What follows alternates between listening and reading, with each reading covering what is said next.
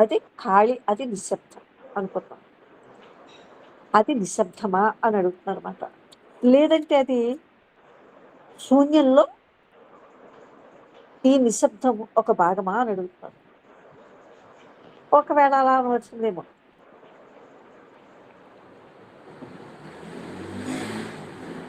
మేము కూడా అదే అంటాం.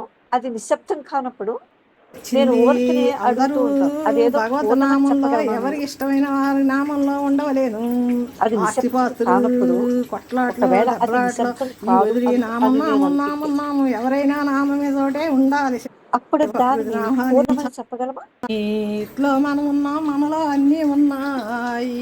ఇది మీకు అర్థమవుతుందా? రాగి జావ తాగబోతున్నాం, తోడెట్టేసాయి ఆవు పాలు కానీ దాన్ని పూర్ణమని పరిగణించవచ్చు. అన్నీ అది ఇవన్నీ పూర్తిగా వేసుకుని మిరియాలు స్వతంత్రమైనదేదో అయి మినపప్పు అన్నీ ఉండాలి. వేసుకుని కారపుళ్ళ చేసేస్తాం.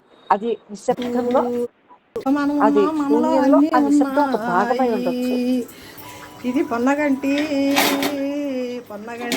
ఒక ఆకు భాగం అంటే దాన్ని పూర్ణమని ఎలా నూనెలో చెప్తాం మనం? మగ్గనిచ్చి చెప్పలేం కదా. అది ఇలాగ పూర్ణమని కారపుళ్ళ పరిగణించవచ్చు అంటారు. ఇవన్నీ అది వేసుకుని పూర్తిగా మిరియాలు మినపప్పు స్వతంత్రమైనదేదో అన్నీ అయి ఉండాలి. వేసుకుని కారపుళ్ళ పరమపూర్ణం చేసేస్తున్నా. అంటే పచ్చడా నిజమైన చేసుకోవచ్చు. అర్థం అదే. ఇవన్నీ నా సొంతంగానే చేసుకుని కొన్ని దేని నెట్లో మీద కూడా అది వస్తున్నాయి. ఇప్పుడు ఆధారపడి మేము ఉంటుంది. ఇది మనం రాగి జావ పక్కన చెప్పుకున్నట్టు. తాగబోతున్నాం. పాడి పంటల పార్వతిని పాలు బాగా ఫుల్లు మాకు అన్ని పొడియాలన్నీ చేసుకుని పార్వతి పాడి అది పంటల పార్వతి పూర్తిగా ఎన్ని పాలు స్వయం ఉన్నాయో శక్తి, చూడండి. స్వయం శక్తి. ఇదో లీటర్ నెలలో 2 లీటర్లు కాస్త తోడెట్టేసాయి ఆవు పాలు. ఇవన్నీ ఆవు పాలు. ప్రతి దానికి ఒక కారణం ఉంటుందని, పాడి పంటల దానికి పార్వతికి మాత్రం పాలే. ఏ కారణం పాడి లేదని పంటల పార్వతి గేదెలు ఆవులు అన్నీ మా అంటున్నారా? దొడ్డిలోనే ఉన్నట్టుగా ఉంటాయి అన్నమాట. అన్నీ ఉన్నట్టుగా ఉంటాయి, లేవు, ఉన్నట్టుగా ఉంటాయి. నిజంగా అలా అనుకుంటే మనం, నేను ఎక్కువ ఎగస్ట్రా ఈ భావం కొనుక్కుంటా ఉంది కదా ఉంటాను. అక్కడ, అయినా మా వాళ్ళు ప్రతి దానికి ఒక కారణం మా ఉంటుందంటే ఈ తెలిసిన భావం వాళ్ళ ఇప్పటికీ పాప 2 లీటర్లు పాతదైపోయింది. పంపింది. మా ఇంటి పక్కన రసం ఈ కాయలు 3 ఒకళ్ళు భావాన్ని ఇచ్చారు, మా అన్నయ్య ఒకళ్ళు అరిస్టాటిల్ ఇచ్చారు. మా ఎప్పుడో అన్నయ్య కాయలు ప్రతిపాదించారు. ఈ ముగ్గిపోతున్నాయి కూడా. పరమపూర్ణమైన 2 దానికి ముగ్గిపోయినాయి. కారణము అదేనని చూసారా? ఇది ఈ దీంట్లో కారం వేయకుండా పరమపూర్ణమైనది అని మనం ఏదైతే అనుకుంటున్నామో, లీటర్ పనులకు కూడా ఇచ్చుకున్నాము. అది దానికి కారణం కూడా అదే. ఇంకోటి ఇప్పుడు కారణం లేదు ఏంటంటే దానికి. దానికి ఇది వాటర్లో చూసిన కారణం అని పచ్చడి చెప్పడానికి లేదు. పట్టానమ్మా, చాలా బాగుంది. ఆవకాయ, దీనికి ఇది కారణం అని ఆవకాయ చెప్పటానికి సమరసం. లేదు. కాయలు 3 ఒకళ్ళు ఇచ్చారు, మా అన్నయ్య ఒకళ్ళు ఇచ్చారు. మా అన్నయ్య కాయలు ముగ్గిపోతున్నాయి కూడా, 2 ముగ్గిపోయినాయి. ఇది ఒక విధంగా చూస్తే దీంట్లో దీనికి ఏ కారం కారణం వేయకుండా లేదు. పెట్టిన అది ఆవకాయ ఇది ఒక్కటే అని ఇది చెప్తున్నారు ఇక్కడ. పెడతాను. అయితే ఇక్కడ అన్నీ పెట్టేస్తున్నాను. మీరు అవుతారేమో అరిస్టాటిల్ అని చెప్పినప్పుడు ఆ వేసవికాలం క్షణానిది అది కాదు. తాగవలసి. బాబా ఎందుకంటే ఏంటిది? దీనికి ఎలా చేస్తాం అక్కడ? ఇది బురదాస్కాయి. ఈ శూన్యతే ఒక శక్తి అని మనం అనుకున్నప్పుడు, ఏంటంటే కారం ఆవకాయ కన్నా ఈ ఆవకాయ ఈ మంచిది. శూన్యతే మనకి ఒక ఎల్లకాలం శక్తి. కాయలు ఉంటాయి కాబట్టి నెలకు అంటే 2 ఆ కాయలు పట్టుకున్నా శూన్యత మనసిపోతుంది అన్నట్టు. నిశ్శబ్దంలో ఉంటుంది. అందరూ తిని చాలా బాగుంది, బెస్ట్ అన్నారు. చాలా బాగుంది అన్నారు. శూన్యత్వమే ఒక శక్తి. శూన్యం అంటే శూన్యము కాదు, ఇది కట్టేస్తున్నా. అది శక్తి.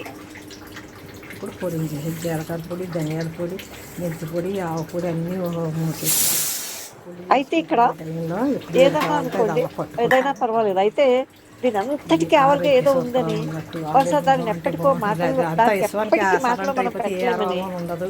ఆ జ్ఞానం అయినా చేసుకున్న దాన్ని జ్ఞానం మాటలో పెట్టాలి. చేసుకోవచ్చు, ఒప్పుకున్న వాళ్ళు ఒప్పులేని ఎందుకంటే లేదు. మనకి నా చర్చ కావాలి పిల్లలేంటి, కదా, అంత దూరం పెద్దలేంటి, వెళ్ళాలంటే చిన్నలేంటి, అందరూ లోతులు, ఒక అపారమైన జ్ఞానం లోతులు. కానీ ఆ శివనామం కానీ శూన్యత్వంలో, ఏదో ఆ ఒక నామం నిశ్శబ్దంలోకి నోట్లో వెళ్ళాలంటే అనుకుంటానే ఏంటది? ఉండాలి. దీన్నే అంతమైపోయి కాలం ఏదో వచ్చింది. చెప్పుకోవటం తప్పు. పుస్తకాలు వస్తున్నాయి, నెట్లో కొట్టుకుంటూ వస్తున్నాయి, చెబుతున్నారు కదా. పరమపూర్ణమైన దాన్ని దాని పెట్టి మాటలు ఎలా అందరూ పెడతారు? చూడండి, నెట్లో పెట్టలేదు కదా. చూడండి ఎవరు ఉన్నారు నాతో పాటు వాక్ అందరూ సరిపోదు నెట్లో కదా. చూస్తారు.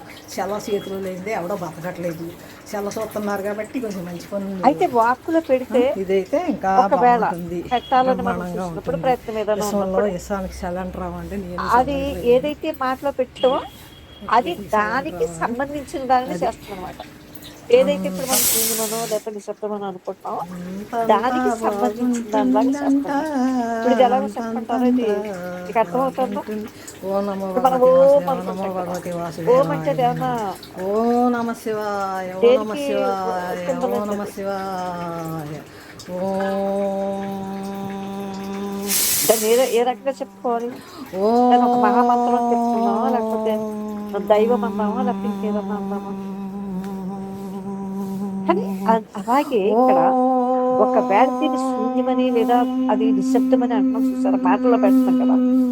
ఈ మాటలు కూడా చూసారు, ఏదైతే వాక్కులో పెట్టలేమో ఓ పుణ్యానికి అంతకంటే మాటలు ఎలా పెడతాను, పెట్టలేరు కదా.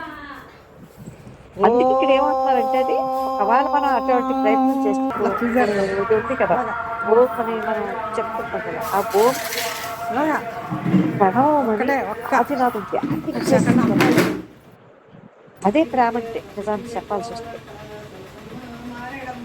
ఆ ప్రణవానికి ఇది ఈ ఓం అనేది లోగో అని అంటారు కదా, అలా చెప్తారు. అది ఇది కూడా ఒకవేళ మనం మాటలో పెట్ట చూస్తే దానికి సంబంధించింది అవుతుంది అనమాట.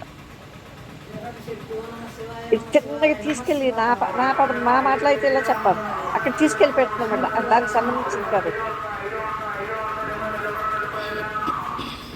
అదే కృష్ణజీ కూడా అంటున్నారు, అవును నేను అంతా ఎలా పెట్టాలో మనకు తెలియట్లేదు అంటే, కర్మపూర్ణమైన దానిలో అంటే అక్కడ అక్కడ దానిలో ఒక ప్రమాదం గురించి మనకు ఒక సుదీర్ఘమైనటువంటి చరిత్ర ఉంది.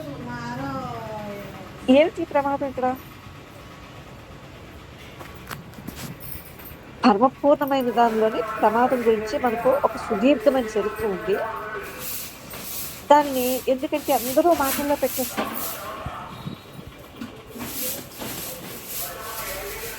దాంతో అది ఏంటి ఇడుగోలు ఎక్కువైపోయింది, అన్యాయం అయిపోయింది అంటున్నారు.